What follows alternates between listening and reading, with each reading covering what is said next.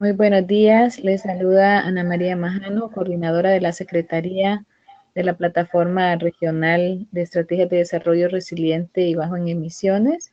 Gracias por estar conectados ya a este intercambio virtual. Iniciaremos en 3 minutos, así que agradezco ya que están ya con nosotros y les pido por favor la espera hasta que llegue el momento del inicio. Gracias.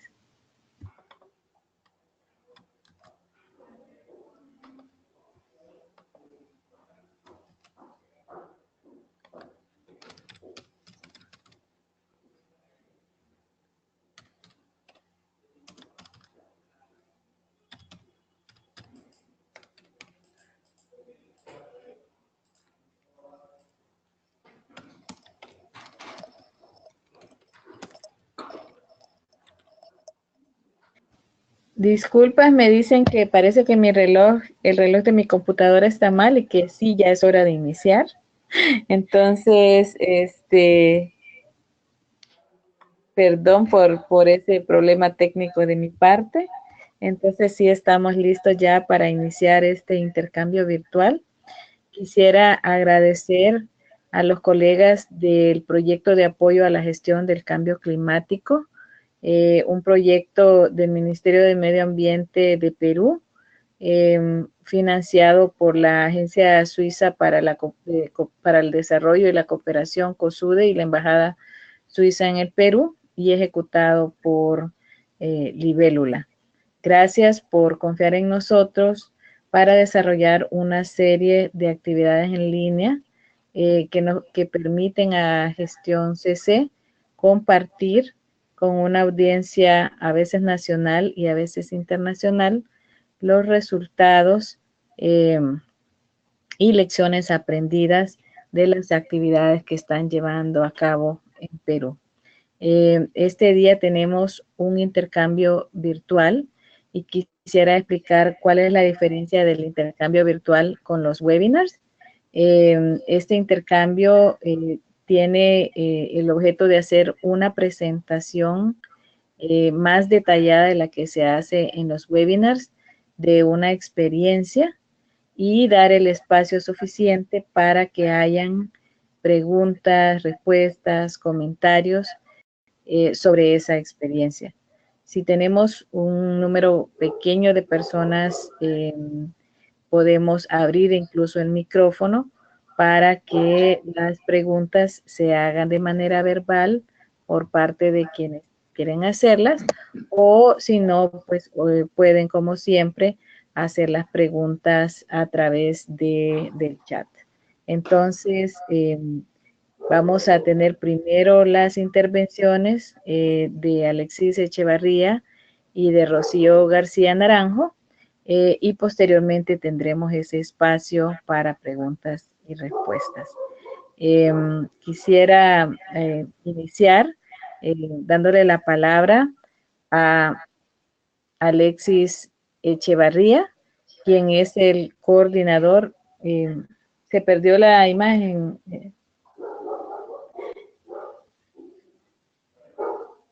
¿Ya está? Ya, gracias. Perdón. Alejandra se volvió a... Ya, a Alexis Echevarría, quien es el coordinador del componente de intervenciones piloto del proyecto de apoyo a la gestión del cambio climático. Alexis nos va a dar el contexto del proyecto Gestión CC y también la razón por la cual se ha encargado este trabajo, se ha desarrollado este trabajo de tratar de ajustar los proyectos o de reformular los proyectos de manera que puedan tener mejor eh, potencial de ser financiados. Entonces, Alexis, te dejo la palabra para que por favor nos deje ese contexto. Ok, muchísimas gracias, Ana María. ¿Se está viendo la pantalla? Yo creo que sí. Sí, sí, adelante. Listo, muchas gracias. Bueno, como decía Ana María, el proyecto de apoyo a la gestión del cambio climático Es un proyecto liderado por el Ministerio del Ambiente, pero que además tiene la particularidad de trabajar a nivel multinivel. En este caso trabajamos con 2 regiones del país, de Arequipa y Ucayali, y esto nos permite a nosotros presentar primero cuáles los cambios esperados que queremos tener en el proyecto, que ya tiene 2 años. Un primer cambio esperado es la existencia de un marco legal claro, y creo que esto ocurre no solamente en Perú, sino en toda la región. Buscar que se planteen arreglos institucionales y se transversalice el enfoque de cambio climático en la planificación e inversión y en la agenda de desarrollo del país. Un segundo cambio que esperamos con el proyecto es mejorar los mecanismos de gestión multinivel para hacer frente al cambio climático. En particular en el Perú, desde hace muchos años se ha iniciado todo este proceso de descentralización y muchas de las competencias referidas a las CNS, a los compromisos climáticos, están dadas para las regiones del país. Entonces necesitamos generar con ellos esos mecanismos de gestión multinivel que puedan verse reflejados tanto a nivel nacional como a nivel regional en los recursos públicos, en los privados y en la cooperación internacional. Finalmente, hay 2 cambios, que es lo que hoy día más o menos vamos a mostrar con esa experiencia, es promover el aumento del financiamiento y la inversión para cambio climático, por un lado, y finalmente la masa crítica informada y con capacidad fortalecida para la implementación de las CNS. Entonces, esos son los grandes 4 cambios que esperamos con el proyecto y ya estamos cerrando esta primera fase a finales de este año. En esta imagen que ven ahora, nos hacemos la pregunta central del proyecto, es cómo implementar las NS con los gobiernos regionales, ¿no? Entonces, ahí tenemos primero como consideración la vinculación con la agenda de desarrollo del país, que busca ser un país moderno, equitativo y sostenible, y nos basamos en la Estrategia Nacional de Cambio Climático y luego ya con este mandato de implementar las contribuciones nacionalmente determinadas. A partir de ahí, este proyecto se organiza en 4 componentes. El primer componente está referido a los arreglos institucionales, hacer el análisis de institucionales con enfoque político que aporte información para la toma de decisiones para la implementación de la NS. Y ahí no solamente se está trabajando a nivel nacional, sino también a nivel regional. El componente 2, del cual yo estoy a cargo, es el componente que se encarga de mostrar experiencias que se vienen desarrollando en 2 regiones del país. En la región Arequipa trabajamos una intervención piloto referida a agua, el almacenamiento de agua, que es lo que ahora vamos a ver en la presentación que nos va a hacer Rocío García Naranjo. Y también estamos viendo el tema de la generación distribuida como una medida de mitigación. En Ucayali, que es en la región amazónica, se está analizando una de las medidas referidas al manejo de bosque, específicamente el manejo forestal comunitario. También dentro de este componente tenemos un tema transversal que es el fortalecimiento de capacidades, que ha dado pie a este proceso de programas que tenemos sobre los webinars, y este es el 10º que estamos desarrollando dentro del proyecto. Viene el componente 3, que es el de análisis financiero, que tiene que analizar y revisar carteras de proyectos, mecanismos financieros y posibles proyectos que podrían ayudar al financiamiento e implementación de las contribuciones nacionalmente determinadas. El último componente que tenemos está referido a la masa crítica, a la comunicación y gestión de conocimiento que visibiliza y crea capacidades para la gestión del cambio climático. Entonces, estos son los 4 componentes en los que se organizó el proyecto. Y finalmente, estos son algunos de los logros que vamos obteniendo a lo largo de estos 2 años. A nivel del marco legal, apoyando el proyecto de ley marco de cambio climático, pero también desarrollando algunas acciones de asistencia técnica en las 2 regiones del país, tanto en Arequipa como en Ucayali. En el segundo punto, en el segundo logro que tenemos sobre mecanismos de gestión, se ha apoyado y se viene facilitando y sistematizando las reuniones que se vienen realizando a nivel de gobierno en el marco del Grupo Técnico Multisectorial para la implementación de las CNS, pero también se viene trabajando directamente con cada gobierno regional para poder desarrollar estudios que nos puedan dar mayor información para cumplir con esas condiciones habilitantes para la implementación de las CNS. Uno de estos estudios que se viene trabajando es el tema del almacenamiento de recursos hídricos en las cuencas alcandinas de Arequipa. Y a partir de uno de esos proyectos que planteó el gobierno regional es que se viene haciendo esta nota conceptual, no solamente para Arequipa, sino también para Moquegua, que es la región que está en esta misma macroregión al sur del Perú. El aumento del financiamiento es otro logro que estamos viendo y ahí se ha trabajado una matriz de mecanismos financieros, se vienen impulsando el interés de los privados para las intervenciones pilotos que estamos realizando y también se vienen haciendo análisis económicos y rentabilidad en estos dos sectores. Finalmente, en la masa crítica, especialmente a nivel regional, se ha hecho un trabajo primero virtual con el tema de un gestor de contenidos que tenemos información organizada, clasificada, que pueda servir para poder desarrollar proyectos, pero también para poder accionar el trabajo en cambio climático. Y lo que estamos inmersos en este momento, que es la realización de estos webinars. Este es el 10º, como les decía hace un momento, y lo interesante es que tenemos más del 56% de participación de mujeres, que es un punto que nosotros hemos estado buscando durante todo el proyecto a nivel transversal, que es desarrollar el enfoque de género, pero también lo intercultural y lo regional, que para nosotros es importante como proyecto. Entonces, este es un proyecto que no solamente está mirando los compromisos nacionales, sino que a partir de esos compromisos nacionales está intentando aterrizar y comenzar a hacer pruebas de cómo estos se tendrían que implementar en cada una de las regiones del país. Entonces, este es el marco general del proyecto y ahora sí le doy pase a Rocío García para que nos pueda dar a conocer esa experiencia que se ha desarrollado con la región Arequipa. Hola, buenos días.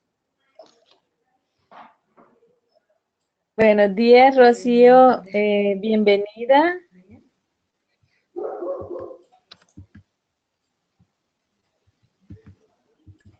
Listo. Me presento nuevamente. Mi nombre es Rocío García y trabajo junto con Alexis en el proyecto de apoyo a la gestión del cambio climático. Y en esta oportunidad vamos a presentar uno de los proyectos que venimos desarrollando en el marco del proyecto, que es un proyecto para la reducción de la vulnerabilidad por déficit hídrico en Arequipa y Moquegua.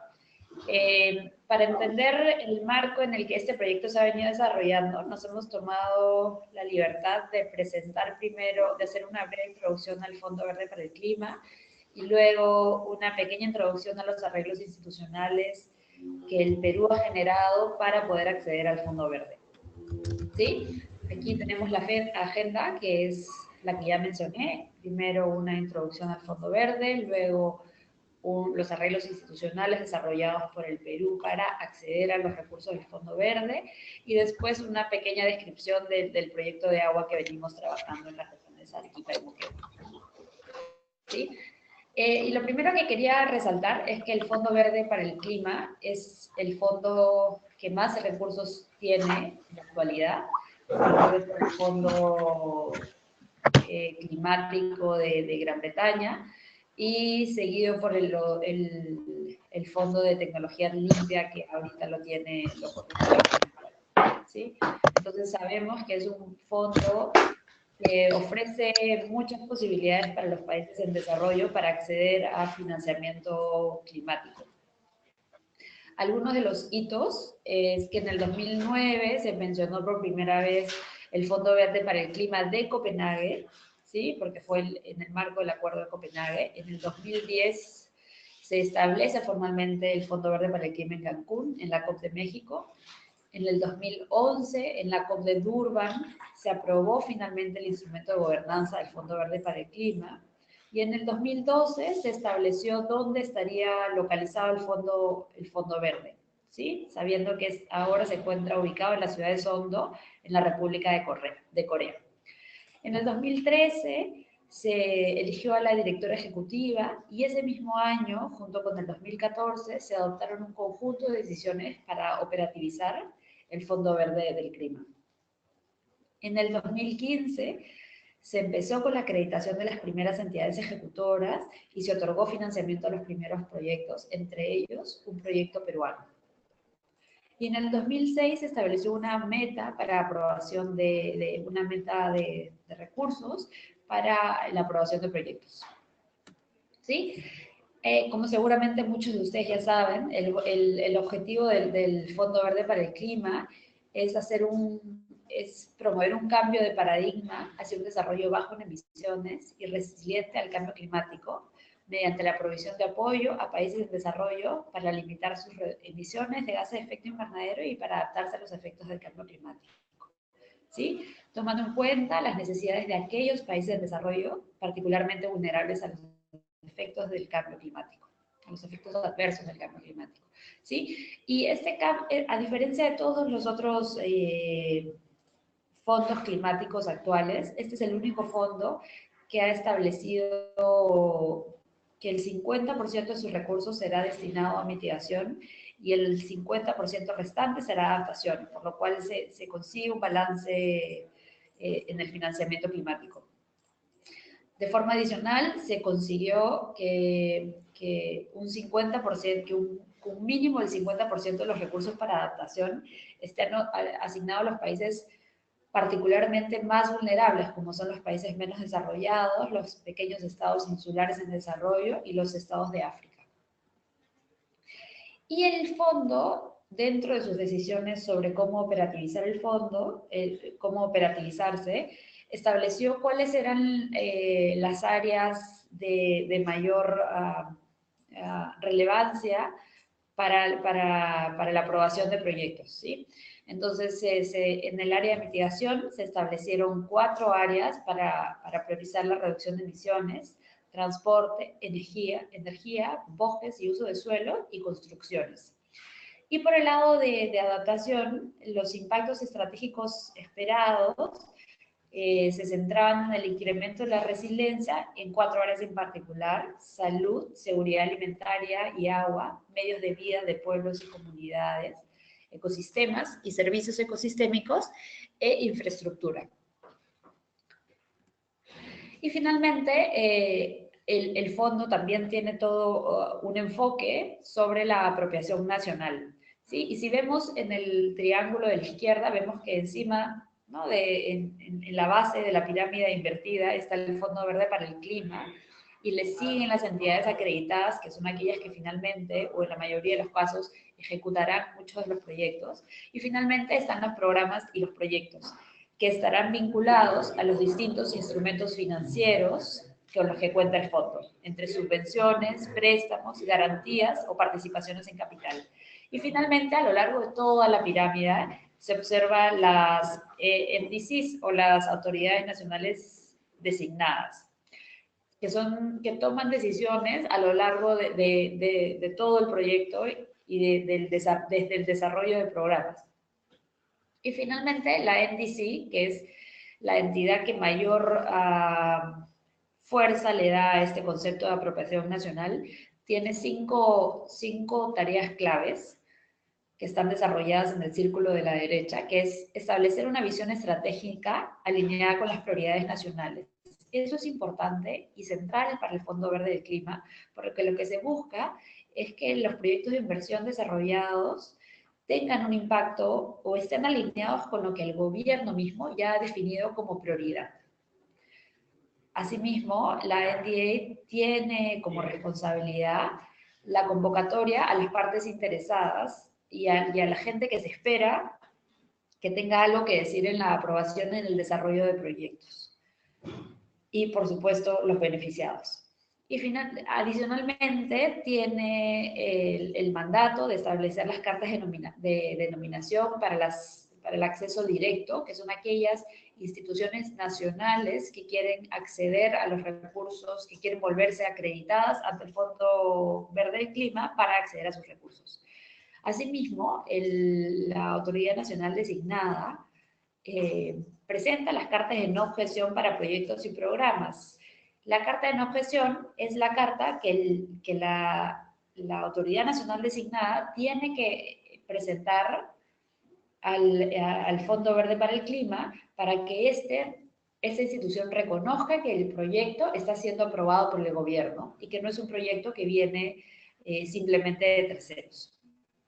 Y finalmente, la Autoridad Nacional Designada también tiene responsabilidad sobre la aprobación del apoyo preparatorio que se puede recibir del Fondo Verde para el Clima. Y a esto lo que nos referimos es que el Fondo Verde para el Clima ha destinado una parte de sus recursos a apoyar a los países para mejorar su capacidad para acceder a los recursos y para desarrollar sus planes de inversión, para desarrollar su visión estratégica. Y a todo eso se le conoce como readiness en el marco del Fondo Verde para el Clima. ¿Sí? Y con ese marco, lo que me gustaría hacer ahora es presentar de forma muy rápida también los arreglos institucionales que el Perú ha diseñado para acceder a los recursos del Fondo Verde para el Clima. ¿Sí? Y lo primero que me gustaría resaltar acá es que en junio del 2016 el Ministerio de Relaciones Exteriores comunicó al Fondo Verde para el Clima la decisión del Perú de acreditar al Ministerio de Economía y Finanzas como la nueva autoridad nacional designada ante dicho fondo. ¿Sí? Casi un año después se estableció un convenio entre el Ministerio de Economía y el Ministerio de Ambiente en el que se estableció la obligación de ambos sectores para diseñar y mantener actualizado el procedimiento de no objeción a nivel nacional y en el que se estableció también la obligación del Ministerio de Economía para aprobar el procedimiento señalado anteriormente. ¿Sí? Entonces, el MINAM y el MEF tienen que diseñar y mantener actualizado y el MEF aprueba finalmente el procedimiento. En mayo del 2017 se publicó un decreto supremo que dicta las disposiciones para el procedimiento de no objeción, que como ya hemos señalado, es el procedimiento que necesitan las autoridades, las agencias, las entidades acreditadas para presentar los proyectos al Fondo Verde para el Clima. Y finalmente, en junio del 2017, se estableció el Manual de Operaciones del Fondo Verde para el Clima en el Perú, en el cual se establecen los mecanismos y los pasos a seguir para poder presentar proyectos al fondo en el país. ¿Sí? Lo primero que vemos aquí es que tanto el MEF y el MINAM, en el marco de este convenio de cooperación interinstitucional, han establecido una evaluación colegiada en el cual se han identificado funciones específicas para el MINAM.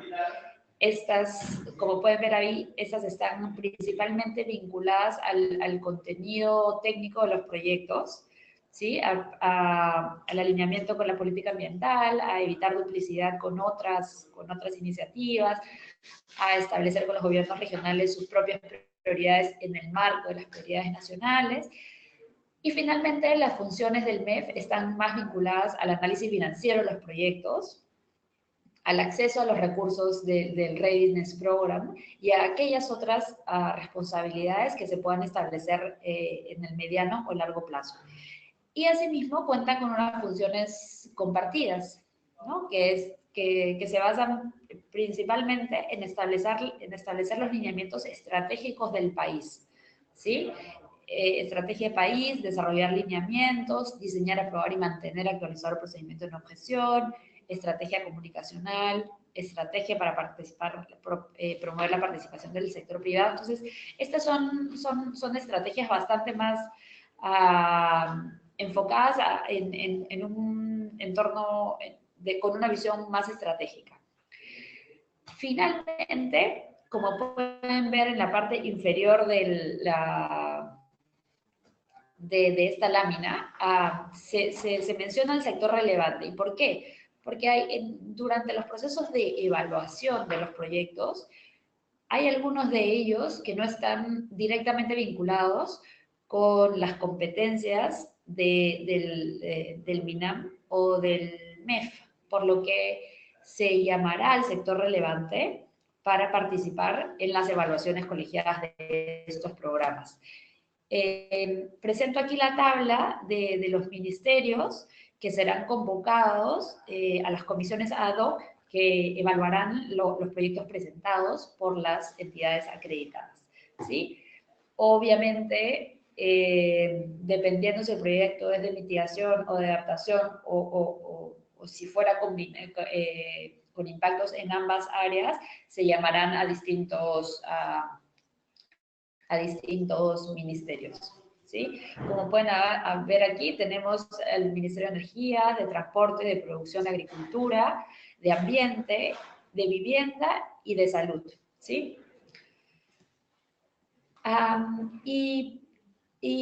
Pasamos aquí a establecer, a mostrar el procedimiento establecido en el convenio, en el manual operativo, para acceder a los recursos del Fondo Verde para el Clima. Y el primer paso aquí es que son los gobiernos regionales, los gobiernos locales, los ministerios, el sector público, el sector privado, la sociedad civil, quienes pueden desarrollar ideas de proyecto que se espera que estén vinculadas a las prioridades nacionales y presentarlas a las entidades acreditadas.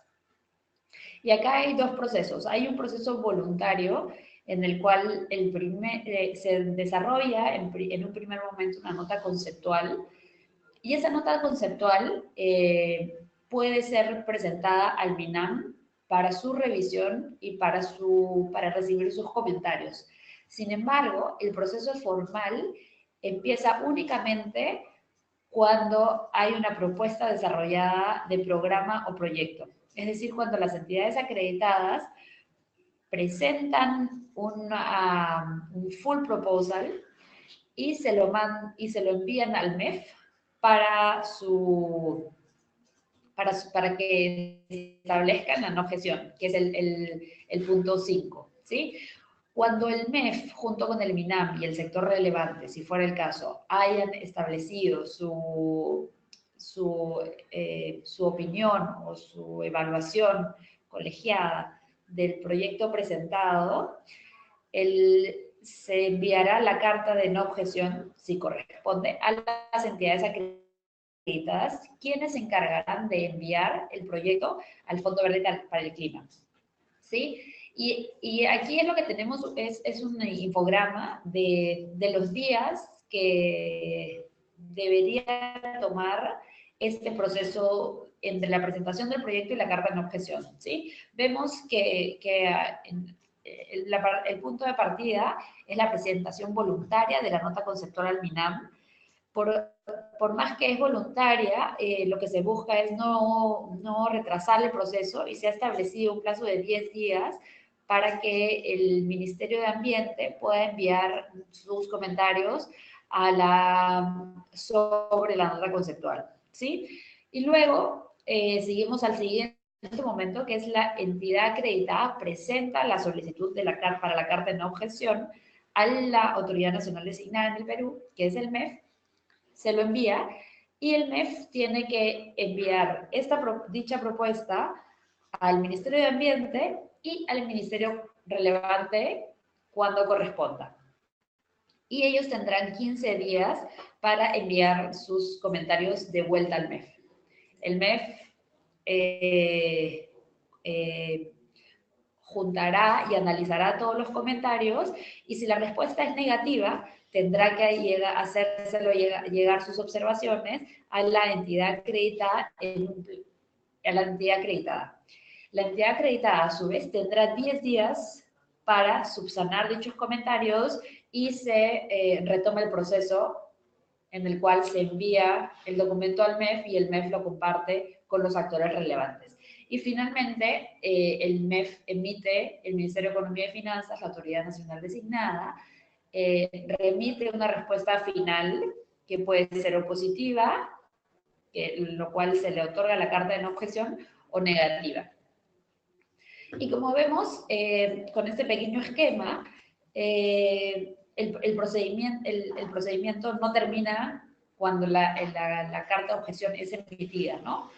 Sino que termina, sino que ese es un paso adicional para avanzar al proceso dentro del Fondo Verde para el Clima, en el cual, en primer lugar, se procede a hacer un análisis de un panel independiente de expertos que envían sus comentarios a la Junta para su decisión, y es el paso 5, y si el proyecto es aprobado, se tienen que dar una serie de acuerdos legales entre el Fondo Verde para el Clima y la autoridad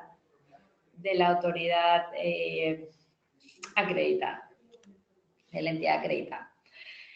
Y finalmente he dejado esto para el final, intentando transmitir que ya el Ministerio de Economía y junto con el Ministerio de Ambiente ya han establecido cuáles son las prioridades con las cuales los programas o proyectos presentados por las entidades acreditadas deben alinearse. En primer lugar, están las contribuciones nacionalmente determinadas. Es decir, que cualquier proyecto o programa que se presente para la no objeción tiene que responder o tiene que estar enfocado en alguna de las medidas establecidas en la contribución nacionalmente determinada por el Perú. De forma adicional, se aconseja que los proyectos también puedan responder al Plan de Acción de Evaluación de Desempeño Ambiental de la OSD, que marca algunos hitos en el sector ambiental para que el Perú pueda intervenir y que además esté alineado a otros instrumentos, planes o programas que contribuyan a hacer frente a los efectos del cambio climático, como por ejemplo la Estrategia Nacional de Bosques y Cambio Climático o la Estrategia Nacional de Cambio Climático. En esa línea, aquí tenemos, en esta diapositiva, lo que presentamos es las NDC, las de adaptación que ha presentado el Perú, y nos centramos particularmente en el agua, ya para entrar de una vez al proyecto. Y en el agua es considerando las prioridades establecidas por la Autoridad Nacional Designada, el MEF, que están centradas en el NDC, considerando el alcance de la medida de adaptación para agua, que incluye oferta y demanda, consumo humano directo, agropecuario, energético, minero, industrial, y considerando los objetivos intermedios de la medida, que es impulsar y promover acciones y proyectos que incrementen disponibilidad del agua frente al cambio climático. El proyecto de apoyo a la gestión del cambio climático decidió desarrollar una nota conceptual para el Fondo Verde para el Clima, considerando que estaba plenamente alineado con las prioridades del gobierno en temas de agua. Y la nota conceptual parte de un proyecto de inversión pública para el Sistema Nacional de Inversión Pública que estaba desarrollando el gobierno regional de Arequipa. Cuando los contactaron, nos preguntaron si sería posible adecuar esta iniciativa a los estándares del fondo. Pero el proyecto no estaba diseñado de tal forma que pudiera calzar a los parámetros establecidos por el fondo, sino más bien estaba establecido para ser un proyecto de inversión pública. En tal sentido, no tenía un enfoque de cuenca, sino que se enfocaba en un área particular de la misma, en este caso, en la zona productora, ¿sí? Y lo importante acá es que el vuelco que el proyecto, este proyecto en el que estamos, le ha dado, es que ahora el enfoque que nosotros estamos priorizando es un enfoque que se centra a lo largo de toda la cuenca, es decir, atendiendo a los productores y a los demandantes de agua, de tal forma que podamos garantizar la sostenibilidad del proyecto. Y es ahí donde se centra el principal mensaje, el principal logro de esta opción, porque es ahí donde encontramos el potencial transformador, que es lo que el Fondo Verde del Clima requiere para empezar a analizar un proyecto. Ambas propuestas, sin embargo, parten de un mismo principio, que en el Perú el acceso al recurso hídrico no está condicionado necesariamente por la falta de agua, sino por su distribución en el territorio. Y eso significa que el Perú tiene tres grandes vertientes. Una de ellas, que tiene menos del 5% del agua, debe atender, es la cuenca, es la vertiente del Pacífico, y debe atender al más del 60% de la población. Entonces, el tema necesariamente no es la falta de agua en el Perú, porque si consideramos las vertientes del Titicaca o la de la vertiente que va hacia el lado amazónico, hay abundante agua. Sin embargo, en el área donde hay mayor población no hay suficiente agua, ¿sí? Entonces, llegamos aquí a lo que nosotros hemos diseñado como el árbol del problema, y el problema que hemos encontrado es que hay un aumento de la vulnerabilidad por el déficit hídrico asociado al cambio climático de la población y de las industrias que dependen de los ecosistemas montañosos. Y hemos encontrado tres causas, para ese problema. La primera es que hay una mayor ocurrencia de fenómenos climáticos que afectan la disponibilidad de agua, ¿sí? Uno de los y estos fenómenos climáticos son principalmente la pérdida de glaciares y la desprotección de las cabeceras de cuenca. Uno de los efectos más preocupantes del cambio climático, tanto a nivel nacional como regional, es la reducción de la capacidad de almacenamiento natural y regulación hídrica como consecuencia del retroceso de los glaciares, la desprotección de las cabeceras de cuenca y los cambios microclimáticos que afectan el régimen de precipitaciones fluviales, causando periodos cortos de lluvia intensa y periodos largos de sequía, ¿sí? Entonces, la causa número 2 es la falta de medios, tanto tecnológicos como financieros, como de conocimiento, para asegurar una oferta de servicios hídricos adecuada en los ecosistemas montañosos. Y finalmente, la tercera es que existe una débil gobernanza hídrica. La gobernanza hídrica en las regiones de Arequipa y Moquegua es muy débil, lo que impide que se tomen medidas para disminuir los riesgos del impacto negativo de los fenómenos climáticos asociados al recurso hídrico, ¿sí? Entonces, hemos identificado el problema, hemos identificado lo que consideramos son las causas de este problema. Y aparte de eso, hemos también hecho un trabajo para identificar cuáles son los efectos que este problema genera, no solo en la población, sino en los ecosistemas naturales y no naturales. ¿Sí? El primer efecto es que las poblaciones y los sectores económicos afectados, son las poblaciones y los sectores económicos afectados por los fenómenos climáticos, ¿sí? La segunda es la inseguridad alimentaria e hídrica de una población que va en aumento. Sabemos ya que la población en esas áreas está creciendo y que los pastizales o el agua para regadíos familiares, en zonas agrícolas familiares, está disminuyendo. Sabemos que eso va a generar una inseguridad alimentaria e hídrica. El efecto 3 está vinculado a infraestructura y ambientes construidos que serán impactados por los efectos del cambio climático, tanto arriba de la cuenca como abajo de la cuenca. Y finalmente, va a haber un impacto en los ecosistemas degradados que pierden la capacidad para adaptarse a los impactos del cambio climático, ¿sí? Entonces, lo que hemos establecido es el objetivo del proyecto, perdón. El objetivo es reducir la vulnerabilidad climática por déficit hídrico de las poblaciones e industrias que dependen de los ecosistemas andinos para la provisión, regulación hídrica y control de la erosión.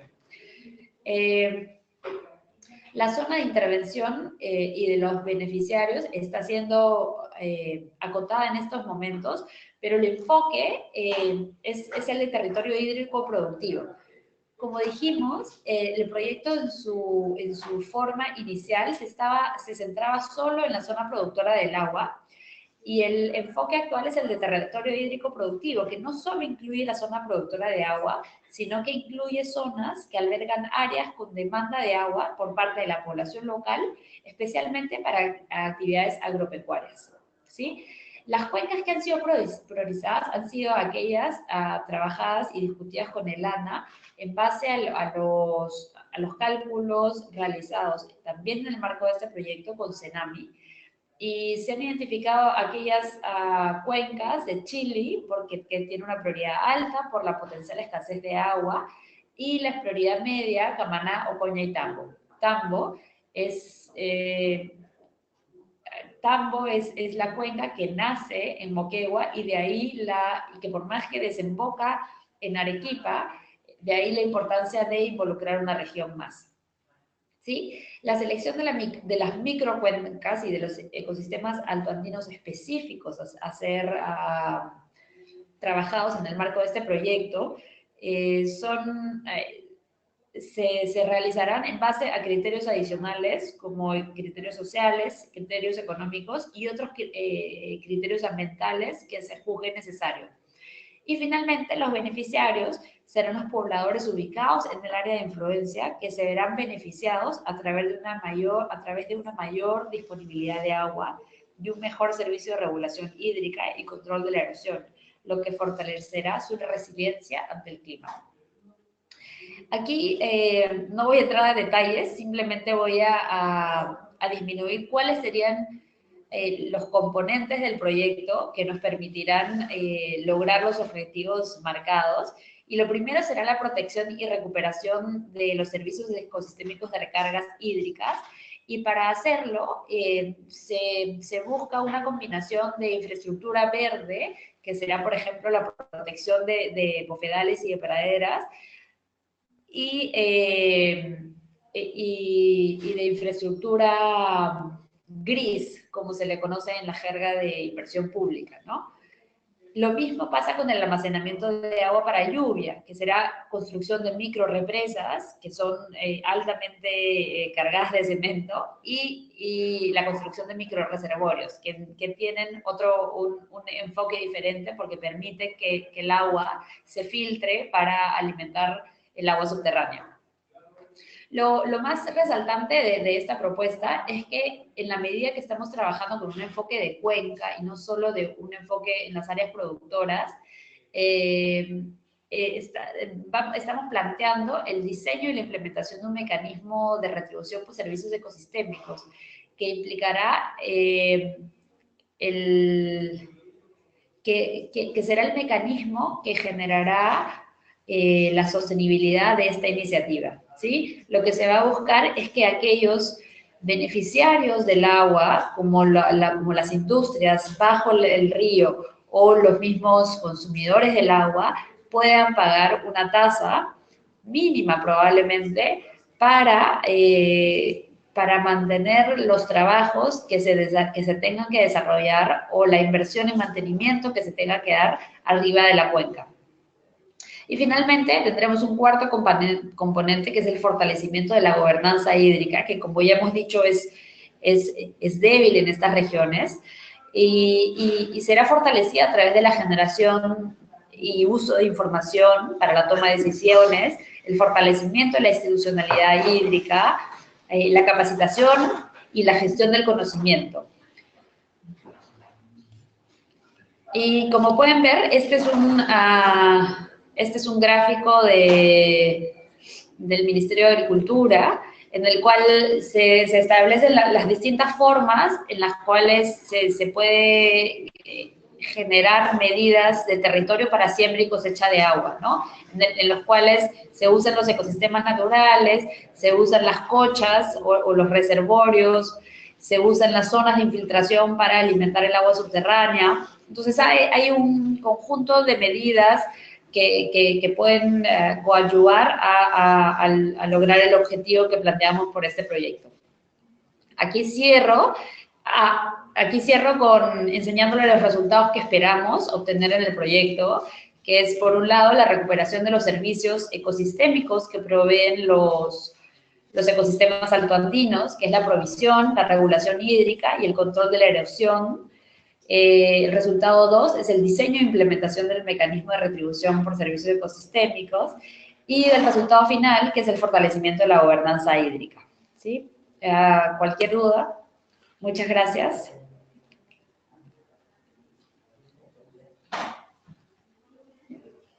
Muchísimas gracias, Rocío.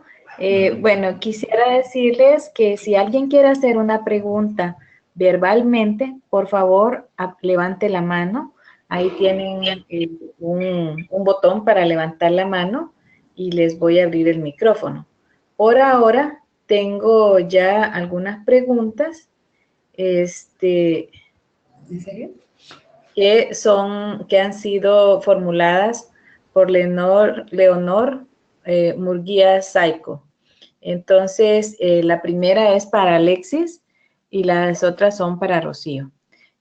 Alexis Leonor pregunta por qué el proyecto de apoyo de gestión al cambio climático inicia con las regiones de Ucayali y Arequipa y no en Lima, donde se concentra la mayor población a nivel nacional, considerando que allí es donde se requiere aplicar medidas de adaptación y mitigación frente al cambio climático. Para Rocío, también pregunta Leonor que el mecanismo financiero a través del Fondo Verde para el Clima, ¿qué tasa de interés pagaría el Perú si accede a este financiamiento? ¿Qué ventaja ofrece sobre la banca financiera en general? Y también quiere saber en Latinoamérica qué países se acogieron al Fondo Verde y en qué proyectos específicos. Podemos iniciar con eso y les pido a las demás personas que si tienen preguntas, por favor las escriban o levanten la mano. Gracias. Adelante, Alexis y Rocío.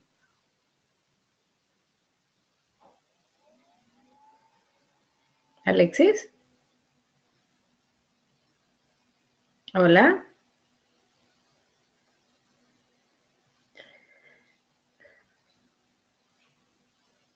Alexis, ¿me escuchas? Alejandra, ¿usted me escucha? Sí, tienen que activar el micrófono. Alexis y Rocío. Ahora sí. Ahora sí, Alexis. Seguro ya estabas contestando. Bueno, adelante con tu respuesta. Ok, muchísimas gracias, Leonor, por tu pregunta. Un punto importante a señalar es que las NSs tienen, en el caso de mitigación y en mitigación, tienen temas específicos donde abordar. En el caso del Perú, el compromiso, más del 50% está en forestal. Como tal, en Lima no podríamos hacerlo, sino más bien en Ucayali, que era una de las regiones que además tenía otras características interesantes para hacer un piloto. Uno de los temas que veíamos era, por ejemplo, el tema del liderazgo. Entonces, esta macrorregión oriente en el Perú, que contempla las 5 regiones amazónicas, estaba liderada y está liderada en este momento por el gobierno regional de Ucayali. Entonces, ese era un primer punto. Un segundo punto es el potencial. Había mucha experiencia ya desarrollada en Ucayali, pero necesitamos recopilar y organizar esta información. Entonces, por eso es que se decidió por Ucayali para trabajar el manejo forestal comunitario. En el caso de energía, que es la segunda meta grande de reducción que tenemos como país, el Arequipa tiene un gran potencial porque también tiene una alta radiación, un alto nivel de radiación. Entonces, a partir de ese momento, y además porque hay un mercado ya de termas solares y de uso de energía, de paneles solares en Arequipa, entonces esos fueron los motivos, además que Arequipa también es la gobernadora actual está liderando la macrorregión sur. Entonces, para poder intervenir en estas dos regiones se han tomado estos criterios. Por un lado, la viabilidad política, por otro lado, el potencial que tengan sobre las medidas, y tercero, sobre la trascendencia de estos dos grandes sectores, como es el sector forestal y el sector energía. Lo que no ha impedido que nosotros apoyemos con estudios a nivel nacional que se ha venido haciendo en coordinación directamente con el Ministerio del Ambiente, ¿no? Pero gran parte de las medidas de mitigación y de las metas de adaptación se van a tener que implementar en todo el territorio peruano y no solamente en Lima. En Lima, de repente, uno de los mayores proyectos que hay es en el sector de transporte, con las líneas de metro y con el sistema integrado de buses. Entonces, es a partir de estos criterios que se asumieron las regiones tanto de Ucayali como de Arequipa. Listo. Hola, Hola, ahora es mi turno. Ahora sí, Rocío, es que al principio... Muchas gracias por la pregunta. La primera es, ¿a qué tasa de interés pensábamos acceder? Esa es una de las discusiones internas que estamos teniendo hasta el momento, pero una de las posibilidades es acceder al programa de donaciones. ¿Sí? Como mencioné en una de las primeras diapositivas, el Fondo Verde para el Clima ofrece distintas alternativas para acceder al financiamiento dependiendo de las necesidades financieras o de cómo presentes el caso o de la escasez de otro de financiamiento disponible para proyectos como los que se vayan a presentar, ¿no? Entonces, por un lado, el 42% del financiamiento asignado hasta el momento representa donaciones y está seguido por un 39% que representa préstamos, pero se sabe que estos préstamos, o se entiende que esos préstamos son a tasas de interés concesionales, ¿sí? Que son muy bajas. Entonces, creo que con eso también he respondido tu pregunta acerca de las ventajas sobre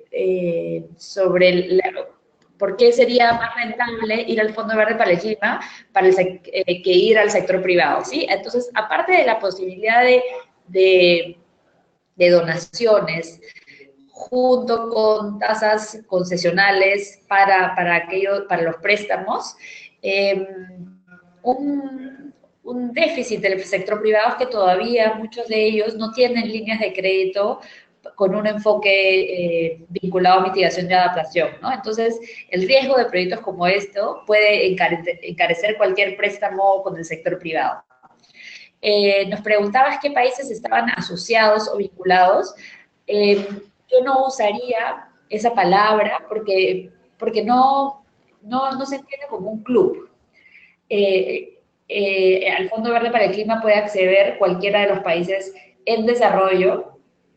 Y para la pregunta particular en Latinoamérica, hay países como Argentina, Ecuador, Chile, El Salvador, México y Perú ya tienen proyectos aprobados por el fondo, que son proyectos para esos países en particular, y hay un conjunto de proyectos o programas internacionales que incluyen a múltiples países, entre ellos varios de la región latinoamericana y el Caribe.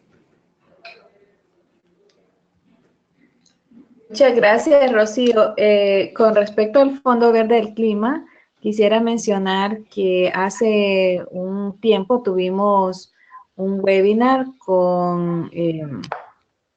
específicamente sobre ese tema, donde la asesora para América Latina y el Caribe nos compartió cuáles son los avances en la implementación del Fondo Verde del Clima. Entonces, le pido a Alejandra que por favor nos escriba el link donde ustedes pueden encontrar la grabación y los materiales de ese webinar en caso de que quieran profundizar. Creo que ha sido excelente que Rocío haya detallado el proceso que se lleva en Perú, obviamente, pero la otra presentación fue a nivel general para la región, pero si les interesa, entonces con todo gusto Alejandra les comparte por el chat el link para que ustedes puedan acceder a ese webinar. Ahora tenemos otras preguntas de Erika Ella nos dice, veo que se tiene un componente de pago por el recurso hídrico. ¿Se entiende entonces que un proyecto MRSE o PSA puede ser parte de esta iniciativa? También nos pregunta Giancarlo Franco Díaz, Siendo el sur del Perú el lugar de mayor déficit hídrico, ¿por qué no se ha considerado la región de Tacna para la intervención del MINAM y demás organismos de cooperación para iniciativas en cambio climático? Esa entiendo que es para ti, Alexis.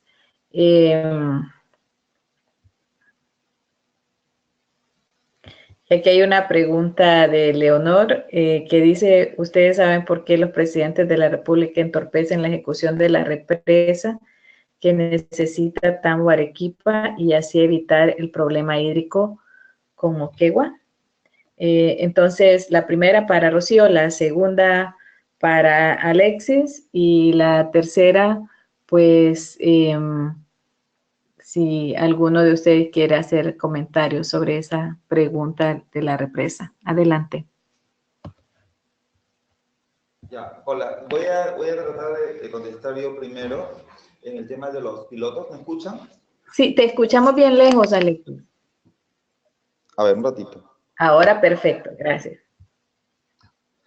Bien, en el tema de Arequipa y de Tacna, lo que quería mencionar es que este es un proyecto piloto y que además se ha desarrollado primero antes de que se dé el Acuerdo de París. Este proyecto tiene ya 2 años.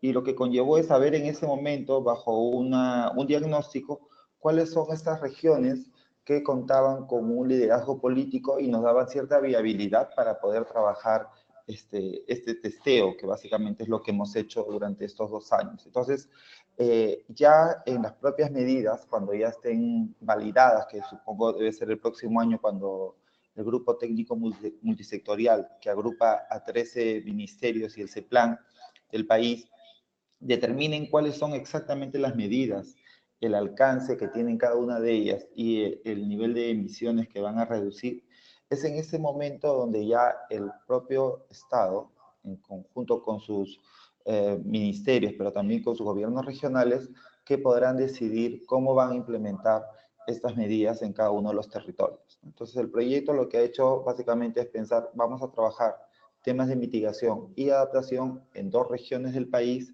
que nos generen un primer insumo que pueda servir para poder plantear una estructura de implementación o una hoja de ruta de cómo vamos a poder implementar las contribuciones nacionalmente determinadas desde el 2021 hasta el 2030. ¿no? Entonces, por ahí va el tema. No es que no se va a hacer en Tacna, sino que el piloto específicamente tenía criterios para poder implementar algunas de estas acciones en esas 2 regiones. Hola, ¿me podrían por favor repetir la primera pregunta, por favor? Sí, sí, Rocío, estaba por leértela. La pregunta es, dice Erika aún, veo que se tiene un componente de pago por el recurso hídrico. ¿Se entiende entonces que un proyecto MRSE o PSA puede ser parte de esta iniciativa? Sí, ahora gracias. El esquema de pago por servicios ecosistémicos o el mecanismo de retribución por servicios ecosistémicos, como será nominado en Perú a partir de una legislación relevante, es un mecanismo amplio. Lo que nosotros estamos intentando diseñar es un mecanismo ad hoc para este proyecto en particular.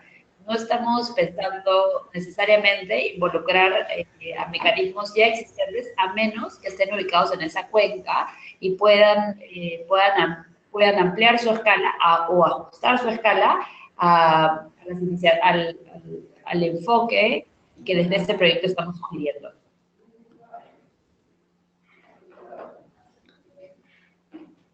Muchas gracias. El otro tema de la represa, ¿alguno de ustedes quiere comentar?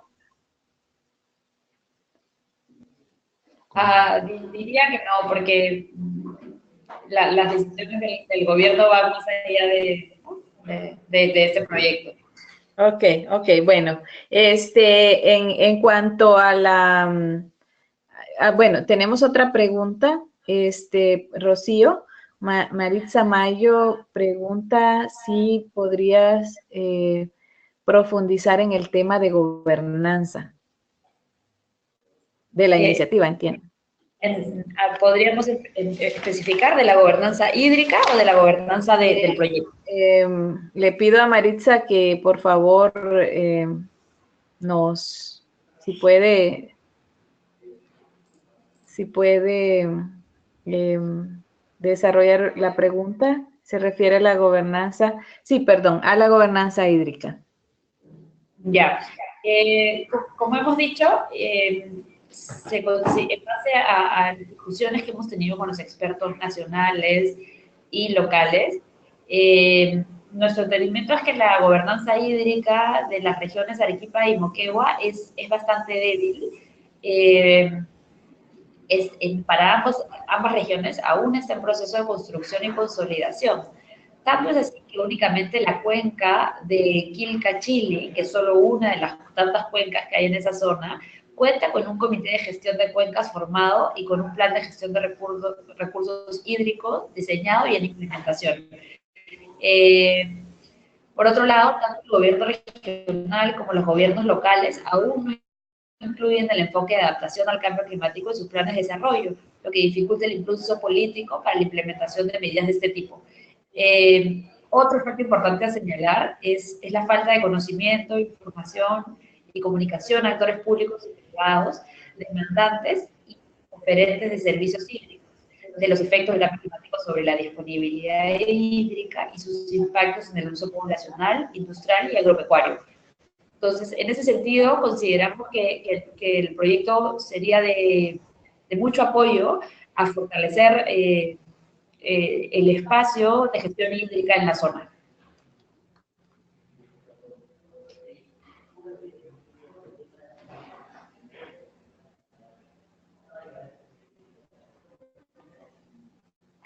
Yeah.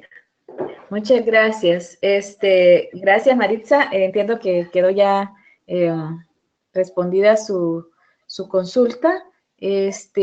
No tenemos más preguntas. Quisiera saber si alguien más. Tenemos ya casi, pues, el tiempo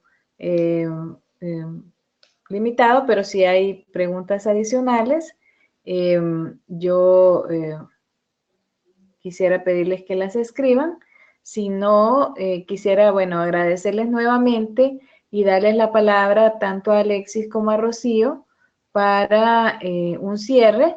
Y también creo, Alexis, sería bueno comentar sobre los próximos eventos de este tipo que tenemos programados. Muchas gracias por darnos la palabra para el cierre. Quería agradecerles por el espacio para poder compartir lo que estamos haciendo desde el proyecto de apoyo a la gestión del cambio climático. Y quería agradecer por la atención de los participantes y por las tan relevantes preguntas que nos han hecho. Ok. Muchísimas gracias también a cada uno de ustedes. Como les decía al inicio, Alexis, ¿puedes acercarte un poquito más, por favor, al micrófono? A ver, ¿ahora? Ahora sí. Ya. Lo que quería primero era agradecerles a cada uno de ustedes por su participación y decirles que que nosotros estamos desarrollando este tercer módulo que contempla 4 webinars.